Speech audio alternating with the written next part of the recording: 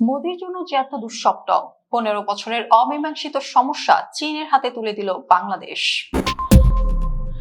কূটনীতিতে সবচেয়ে ভয়ঙ্কর প্রতিশোধ হলো টেবিল চাপড়ে গলাবাজি করা নয়, বরং হাসি মুখে প্রতিপক্ষের সবচেয়ে বড় দুর্বলতার জায়গাটি অবলীলায় তার চিরশত্রুর হাতে তুলে দেওয়া। আর ঠিক এই কূটনৈতিক মাস্টারস্ট্রোকটি আজ বিশ্ববাসীকে চোখে আঙুল দিয়ে দেখিয়ে দিল বাংলাদেশ। দীর্ঘ 15 বছর ধরে তিস্তা পানি নিয়ে ভারতের টালবাহানা এবং ফাঁকা বলির জবাব ঢাকা এমন ভাবে দিল, যা নরেন্দ্র মোদীর জন্য আক্ষরিক অর্থে এক জ্যান্ত দুঃস্বপ্নে পরিণত হয়েছে। ভারতের সবচেয়ে সংবেদনশীল চিকেন নেকের শিলিগুড়ি করিডোর বুক চিরে তিস্তা প্রকল্পের পুরো নিয়ন্ত্রণ চীনের হাতে তুলে দেওয়ার আনুষ্ঠানিক অনুরোধ করে দিল্লিকে আজ চরম খাদের কিনারে দাঁড় করিয়েছে ঢাকা। গত 6 মে বেইজিং এ বাংলাদেশের পররাষ্ট্র উপদেষ্টা খলিলুর রহমান চীনের পররাষ্ট্রমন্ত্রী ওয়াং ই এর সঙ্গে যে বৈঠক করেছেন তা সাউথ ব্লকের রাতের ঘুম চিরতরে হারাম করে দিয়েছে।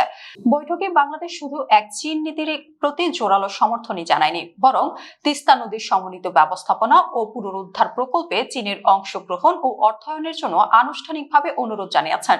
দীর্ঘ 15 বছর ধরে ভারত এই তিস্তাকে ঝুলিয়ে রেখেছিল, কিন্তু এবার বাংলাদেশ ধৈর্য হারিয়ে ভারতের ভণ্ডামির মুখোশ টেনে ছিঁড়ে ফেলল এবং বেইজিং এর টেবিলে বসে দিল্লিকে বুঝিয়ে দিল ঢাকা আর ভারতের দয়া বা ফাঁকা প্রতিশ্রুতির মুখাপেক্ষী নয়। তিস্তা শুধু বাংলাদেশের উত্তরাঞ্চলের জীবনরেখাই নয়, এটি ভারতের জন্য এক মারাত্মক সামরিক ও কৌশলগত দুর্বলতা। নদীটির ভাটির এলাকা ভারতের সবচেয়ে ঝুঁকিপূর্ণ শিলিগুড়ি করিডোর বা চিকেন নেকের একেবারে সীমান্তবর্তী। মাত্র 20 কিলোমিটার চওড়া এই করিডোরটি ভারতের উত্তর পূর্বাঞ্চলীয় রাজ্যগুলোর সাথে মূল ভূখণ্ডের একমাত্র স্থল সংযোগ। ভারতের চোখে এই স্পর্শকাতর জায়গায় বাংলাদেশের ভেতরে চীনের শত শত কোটি ডলারের বড় মেগা প্রকল্প এবং চীনা প্রকৌশলীদের উপস্থিতি মানেই হলো ভারতের গলার ঠিক পাশেই চীনের আস্ত একটি সামরিক ও নজরদারি টাওয়ার স্থাপন। একবার চীনা প্রকৌশলী দল সেখানে পৌঁছালে ভারতের পূর্বাঞ্চলীয় কৌশলগত নিরাপত্তা তাসের ঘরের মতো ভেঙে পড়বে। ভারতের এই চরম পরাজয় পুরোপুরি মোদী সরকারের নিজেদেরই তৈরি। 2011 সালে মনমোহন সিংহের আমলে 42.5 বনাম 37.5 অনুপাতে পানি বন্টনের চুক্তি প্রায় চূড়ান্ত হলেও মমতা বন্দ্যোপাধ্যায়ের ভাটিতে পানি দেওয়া যাবে না ঘোড়া যুক্তিতে তা ভেস্তে যায়।